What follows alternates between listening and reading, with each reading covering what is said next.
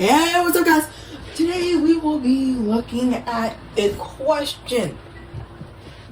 And this one is commonly asked. Maybe. I don't know. What if Britain formed an empire? Now, of course, they did form a British Empire, which owned about a quarter of Africa and a little bit of Asia.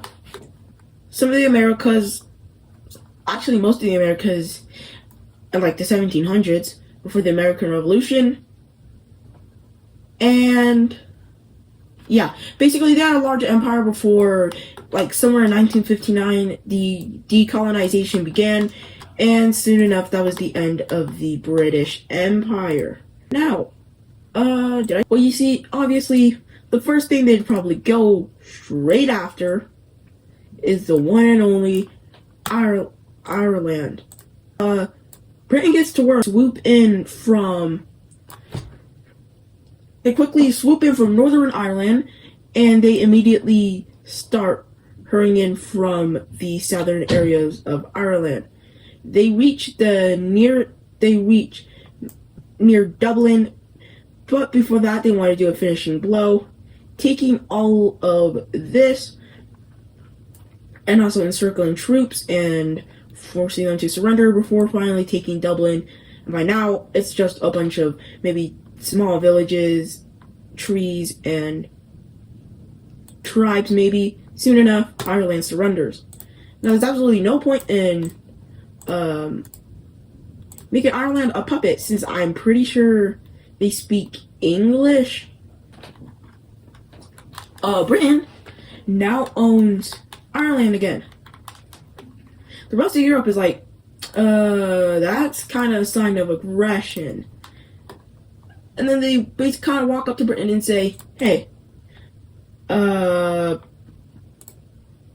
get that you want to expand to, like, actually be important in the world, but if you keep expanding too much, we're going to have to invade you. Britain says, okay. And you know what they do immediately after the warning? They travel across the Mediterranean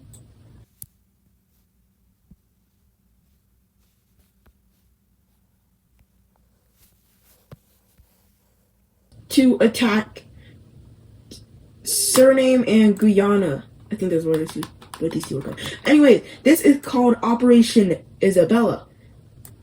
And the U.S. in Britain begins to slowly travel over to these countries. And the second they got over there, they deployed those convoys. And then from that point on, it just, oh my god. From that point on, it was just disaster. The reason why Britain did this is because, you see, they know that Venezuela has a bunch of oil. You can probably see where this is going. You see, they want this oil so they can have a bunch of oil barrels and supplies of oil. They also want to take out the Mediterranean just to establish. Stop calling it the Mediterranean! Just saying the future plans. But they begin to. Oh wait, this is the wrong color. They begin to invade Suriname, and soon enough, the city. Its capital city is in shambles, with British forces rushing in, and soon enough, it is over for them. The British get permission from France to move over. So I'm just going to temporarily mark this red. As they slowly begin going into Guyana, Guyana preps up its military, and Britain stops because it is generally so fortified to the point where they just can't move. Like, it generally got to that point. But soon enough, Britain found a way to break through, deliver convoys up here. Then the capital of Guyana was captured, and then everything else just went to shambles. Another peace treaty France, because they allowed Britain to go through the area, gets this. And this area may not benefit them a lot, and Britain asked, hey, why do you even want this? And France said, because we need wood.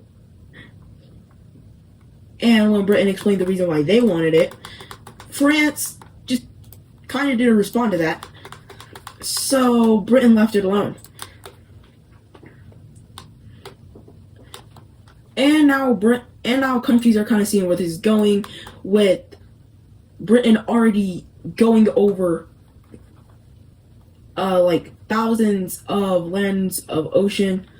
And I'm pretty sure that this middle thing in the ocean is actually the Atlantic, is the ocean sea area where like all the trash goes. So they also had to go through that, which I don't think is normal to see battleships going into this area. Anyways, they want to begin expanding in Europe. And the first demands in Europe were that the Benelux give up. And yeah, they kind of did that immediately. Countries by now were already like, okay, how do we stop these guys?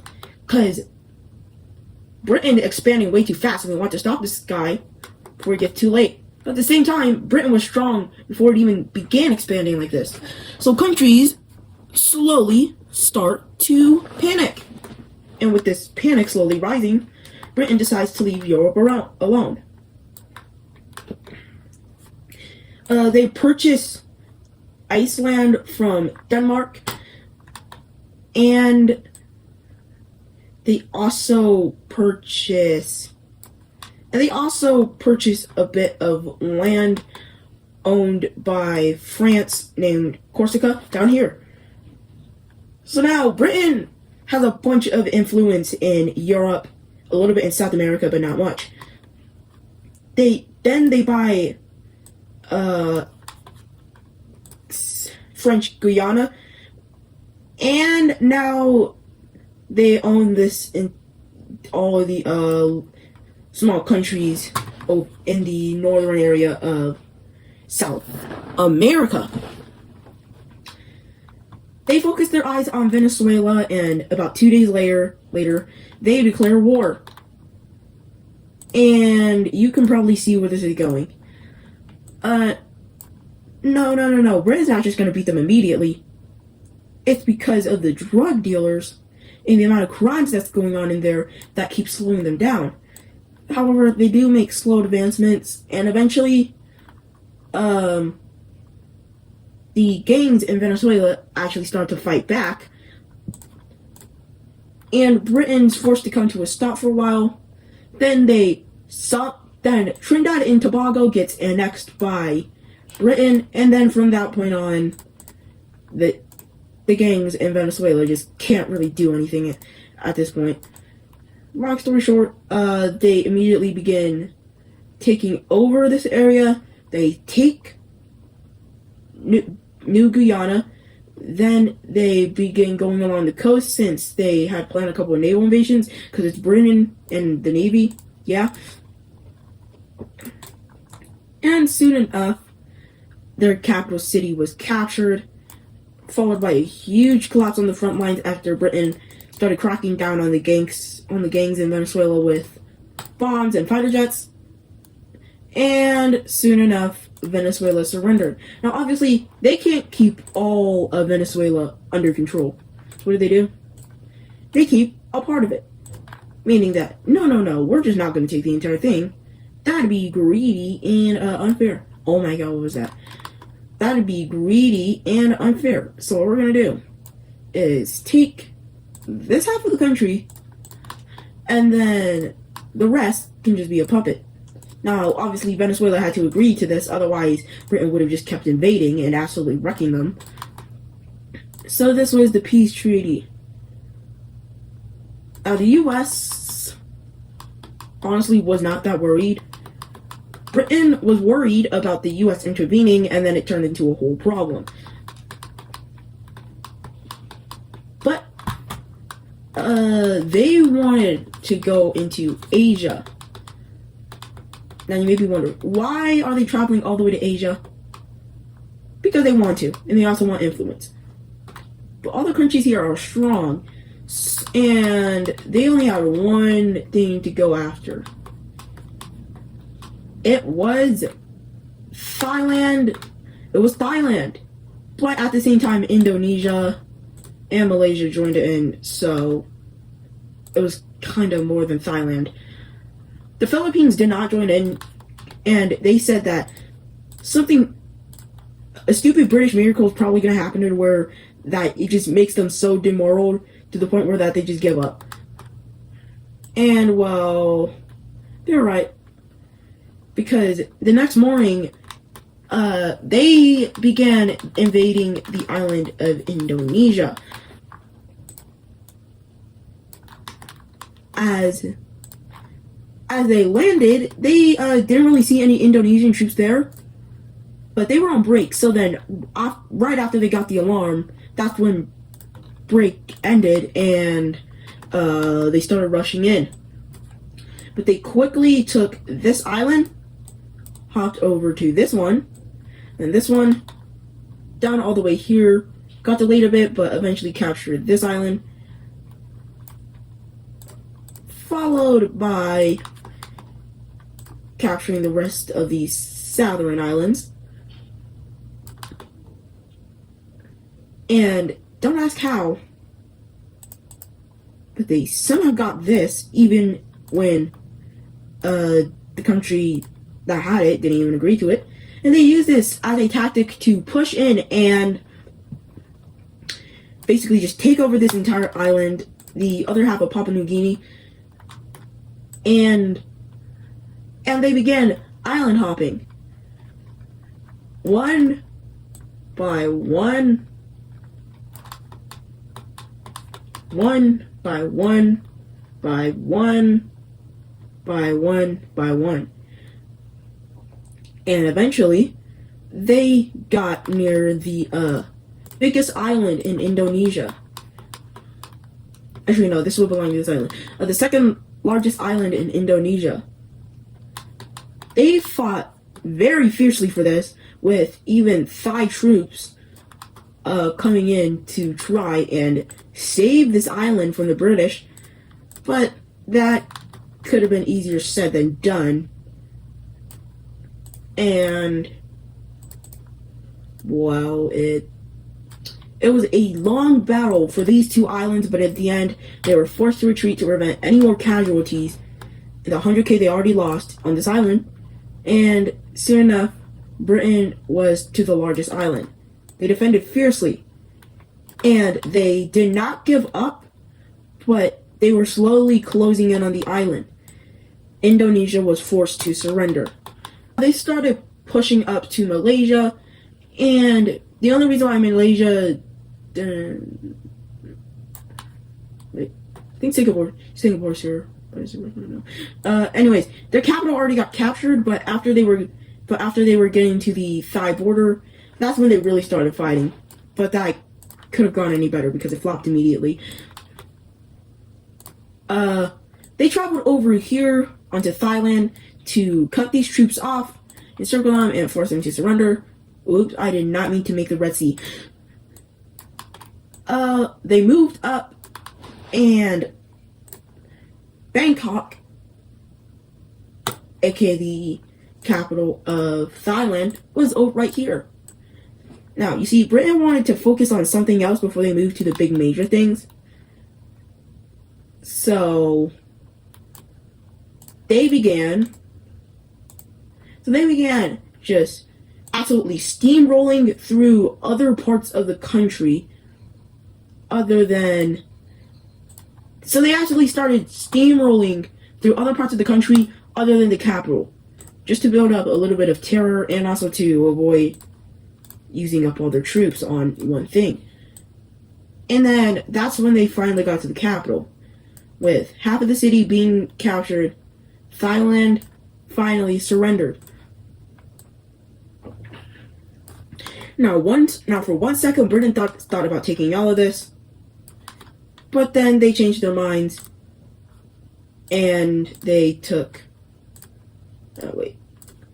and they took all of this from Indonesia.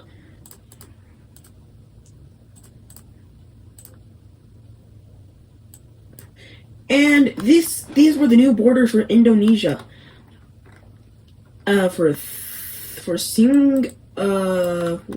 Malaysia, they were going to unite with Indonesia, obviously under a British puppet, because there would be no point in uniting them if they weren't under British autonomy.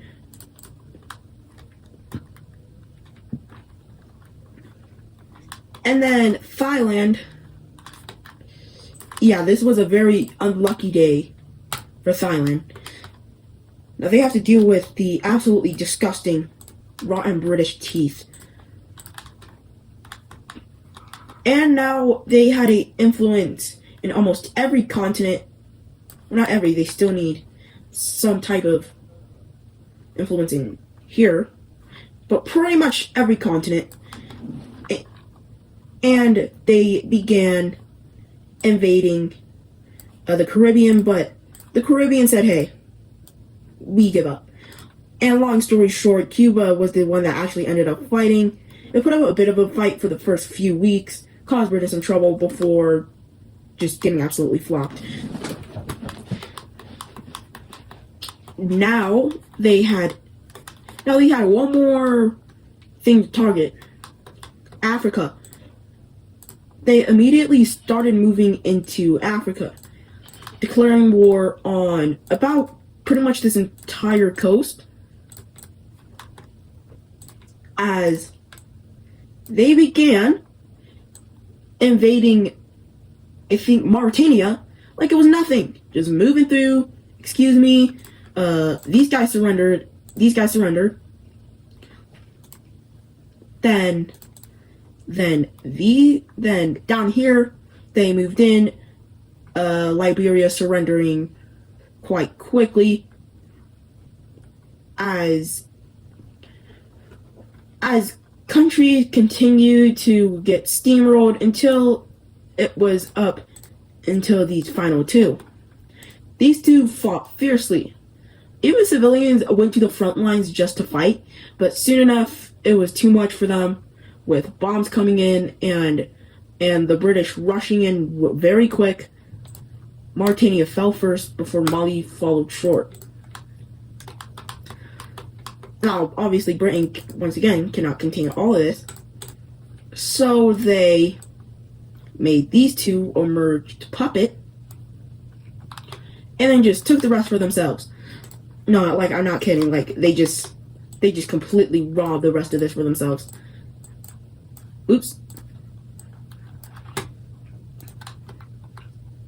And now they had an influence in every single continent. For 1 minute, for a little bit, Britain thought about going to Antarctica and colonizing the area, but no country would recognize it due to the Antarctica treaty, where no country in Antarctica can try and claim something of Antarctica. Now Britain, this is how Britain looks like. By now they had probably became the fastest growing country ever, and it seemed like it was going to continue being that way.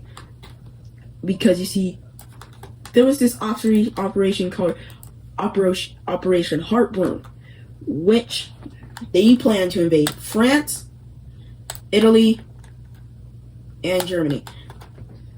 Also Switzerland too, because why the heck not? This operation started on the 12th of December, 2026, as they immediately began pushing in from, I think, Brittany, and they captured the city pretty quick, capturing the capital of Brittany. as they came in from Normandy, as British troops stationed in France immediately rose up the British flag, which caused some areas to just be pretty much automatically British. And this led to France quite literally having half of their country gone in like 12 seconds. Switzerland was like, yeah, we're not fighting, and just gave up. German troops came through here, which held them back for a bit. Then they just went around through here, caught the German troops by surprise before they had to retreat, leading to France's surrender. They start pushing out of the Benelux, which Germany got absolutely zero news about them ever getting the Benelux. So this was kind of a disaster for Germany before they finally stopped them. And for Italy, they were holding off pretty good. And by the time winter came in, and they had to put themselves to a hold. But they also needed something to expand to if they wanted to stay a little bit major. They attacked Portugal, with Germany or Italy having absolutely no time to get over here and stop this, including Gibraltar being able to easily go here and then boom, started invading up from the south. Soon enough, Lisbon got captured and Portugal surrendered. This territory was officially fully marked theirs, as soon enough they began moving back into Italy as soon as summer ended. They took the head of Italy, which was probably Italy's most industrial spot, and soon enough it was Rome next, then the Sardines, then they moved down to Sicily, moved up, and Rome was kind of in a tight squeeze, so they surrendered. Germany was the last one left, but Poland, Ukraine, and basically other Western countries joined in. This immediately caused Britain to pause before being quickly pushed back out of Germany, then out of Italy, then out of Switzerland, then out of most of France, out of Portugal by Civil War rebellion, then the Benelux rebelled and then united. And this was looking like the end for Britain. But they still had these colonies, right? Oh, well. Sure. The world. I didn't know the world didn't like us that much. Oh, well. It's over. And that's basically what Britain said as they quickly pushed into Normandy, followed by a full takeover as they attacked the English Channel, which they struggled with a bit before they started pushing in on the English Channel. And it was done pretty quick after they took most of the major battleships out, which left Britain completely in shambles when it came to their navy. Then they captured the island of Corsica, and since it was sold by France a little bit ago, and over here they had began liberating Thailand, as they absolutely threw over the British governor in Thailand, as Thailand was soon liberated and immediately... Okay, why are you doing this to me? And immediately joined the coalition against Britain. And they continue to push into Malaysia, then into here, and This got very popular on Reddit with many people defending Britain, saying they did the right thing, but they kind of got but people said they kind of got a whole ton of hate. And eventually, Reddit was shut down. This is a situation getting so chaotic that people are trying to hack the system just to, like I say, support Britain. And soon enough, they captured this, then moved down. This meant the entirety of Indonesia was free. For Africa, Brazil kind of navally attacked these guys until they just said, okay, we're pulling out, okay, bro, okay. And then these countries decided to stay united, even though they were very unstable. And Brazil began its campaign, but there was just one problem. The Amazon is actually in this entire area of Brazil. I think like half the country is actually taken over by the Amazon. So they had to use their leftover navy to go around and actually get this, which pretty much led to the fall of this, followed by the liberation of Venezuela. Then the US got in the war because, like, hey, you know what? Yeah, we can't really stay, like, neutral in this anymore. And they were the reason why the British lost the Caribbean. Now it was just down to the British Isles. They quickly began forming a plan to go against the British Navy and British home forces, and soon they formed one. They came up from Manchester, cut the country into Scotland and England, then invaded Ireland, which the troops there surrendered pretty quick. Then followed a full-on takeover here, then here, and soon enough, Britain surrendered. This was quite literally every major power in Europe and in the world. Anyways, let's go. Alright, so the first part of the treaty is that all of this is free. And Britain officially has to give up Wales and most of Scotland. This pretty much means that, hey, Britain is no more. And Ireland gets the entire island back. Britain is never allowed to expand again.